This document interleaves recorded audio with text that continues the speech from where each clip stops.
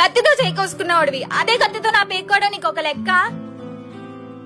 నువ్వంటే భయంతోనే నీ దగ్గరికి వచ్చిందన్నా.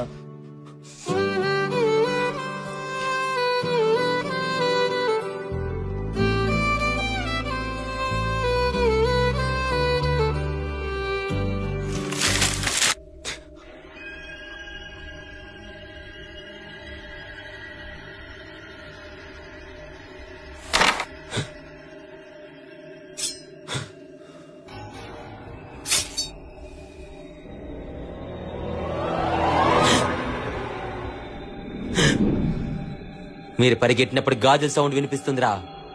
మీరు మగాళ్ళైతే ముందుకు రండి బే, నేనెక్కడే పడుకుంటా. ఈ శివనాన్ని చంపాలంటే మగాళ్ళైతే సరిపోదురా, మొండోళ్ళు అయి ఉండాలా.